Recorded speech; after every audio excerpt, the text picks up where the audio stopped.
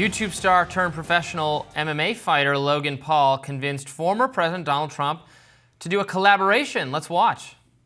And where do we? I'm scared, bro. The video was part of a teaser for Paul's podcast interview dropping later today. Paul didn't want to exclude President Biden, though, and extended an invite to him right in front of Trump. We'd like to extend the invite to Joe Biden if he'd like to come on this podcast. Yeah, I think eventually. you should. You know what chance you have of getting him on? I'd say less than 1%. Okay? If you did that, I'd actually watch that one. Trump's viral video with Paul put a spotlight on the social media war between Biden and Trump.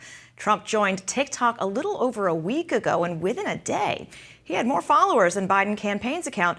Reacting to the news, NBC wrote, quote, Trump's embrace of TikTok could aid his campaign in its efforts to win over portions of the younger Generation Z voters who data suggests may be souring on Biden. The former president's re-election campaign has already pointed to his sizable debut on the platform as evidence of him siphoning off younger voters from Biden. And the Washington Post also highlighted Biden's TikTok problem, writing, quote, in 2020, hundreds of top TikTok content creators banded together in service of a single goal, get Joe Biden elected. 4 years later, the coalition once known as TikTok for Biden is now called Gen Z for Change. And so far, it has not endorsed Biden's re-election. Now, it is interesting to see how much social media attention does or does not translate into actual votes, right? There's all sorts of great advertising and marketing tricks that can be done that help elevate a profile and build a brand, but does that actually lead to action? We've had so many social media creators try to encourage action when it comes to consumer buying, which you'd think would be, hey, here's a famous social media creator on makeup, buy her makeup brand. That hasn't necessarily happened. It's not a direct one-to-one translation. No, well, that's just advertising, right? I mean, it's... But that's what it is. And voting is actually even harder to convince people to do because you're going and doing something for an idea. You're not actually going and giving money and getting a product in return. So I'm curious to see if all of this tension or discussion about how they're competing on social media really ends up having an impact on the polls. I think it's interesting with TikTok in particular because TikTok is also a major public policy issue with the ban of it, the attempt to ban it. Trump, while in office, supported a ban of TikTok. And then when Biden came into office, he was going to continue that policy, although it got shut down by courts the way they were doing it, because I think it was done just via executive order or something like that. Now there was an actual law that passed Congress that Biden has signed that forces the Chinese parent company to sell it, or it will no longer be able to be carried in the app stores. I oppose this. I think it's violates free speech law. I don't think TikTok should be prohibited, even though China is duplicitous and I don't trust the Chinese Communist Party whatsoever. I don't think that means it should be prohibited, and I think this will face First Amendment challenges because it's the right of the people to consume this content. You might not think it's good content, but people have a right to consume it. Nevertheless, Trump has come out now against the ban. He's changed his mind. He is for keeping TikTok. And so then the question is, TikTok is so popular with young people, and we've seen in polls Trump is doing better, or just kind of conservatives in general are doing better with this generation than one might expect. Young people lean heavily to the left or in a progressive direction. So I wonder if Trump's support for keeping TikTok legal, and Rand Paul warned about this on the Senate floor. He's talked about it on this show, I think, Senator Rand Paul, Republican, saying, like, if we're the party that bans TikTok, when it was more of a conservative thing, we're gonna lose young people like massively. And I think there's maybe some evidence that now Trump is the candidate who's not for banning it.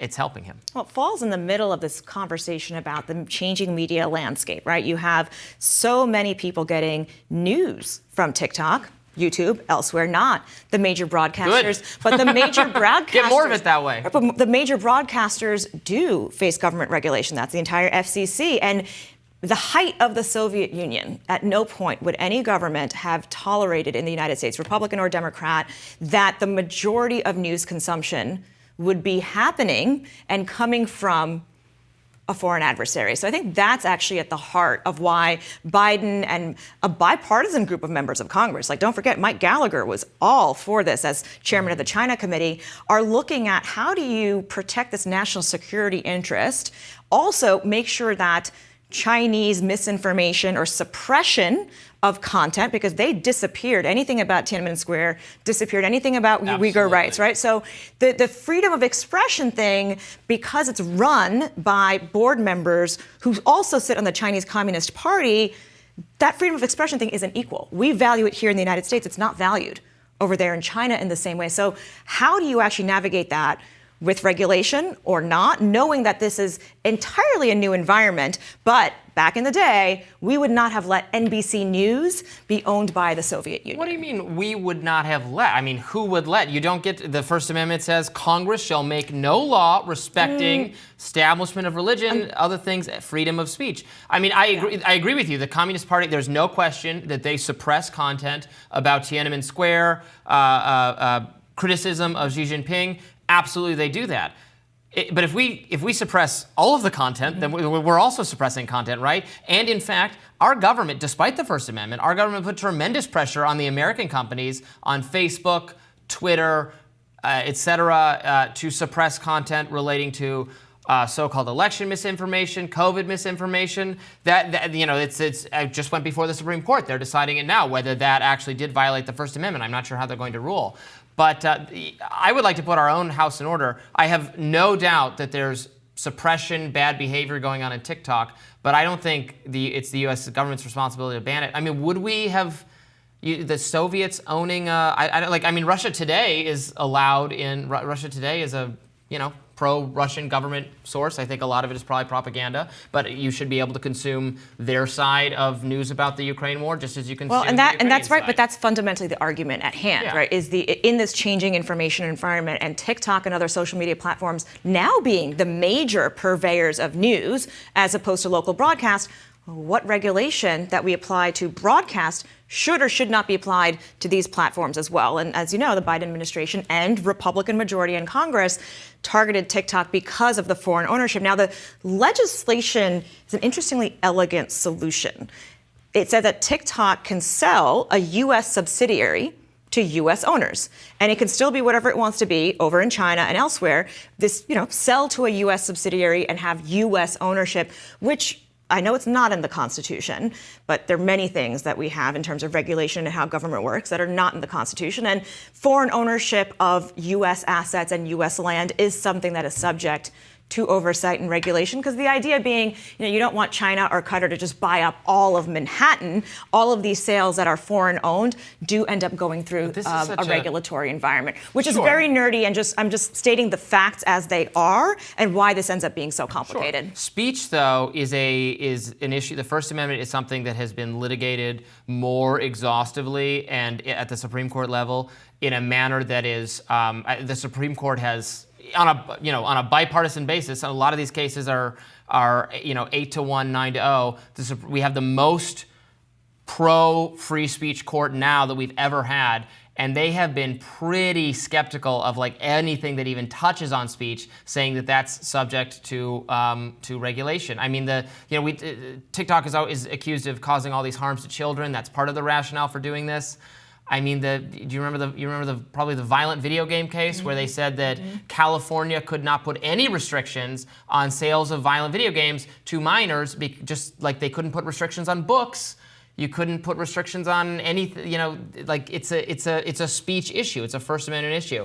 And I have a feeling that if this ban eventually goes before the Supreme Court, I bet they end up saying the same thing, that you don't have to like this content. You could say it's harmful. You could say parents should be empowered to not let their kids use it, or it's misinformation, or whatever it is. But none of those are reasons, according to the First Amendment, that the federal government can stop you from using it. But we shall see. The one to watch is the fact that that's the Montana law that was overturned. Montana tried to ban TikTok for content reasons. This legislation coming out of Congress has a different logic, and they're hoping that it'll make it through the Supreme Court. I do think that Logan Paul, though, back to where we started this, trying to come back with a video, come back from that disastrous 2018 moment when he was showing dead bodies in Japan. Yeah, he lost his YouTube contracts and all sorts of funding. So interesting that this is how he's trying to make his comeback is with Donald Trump. That was a really awful Bad thing he idea. did. I won't gloss over that, but he's done a lot since, and I find him to be an interesting content creator. Although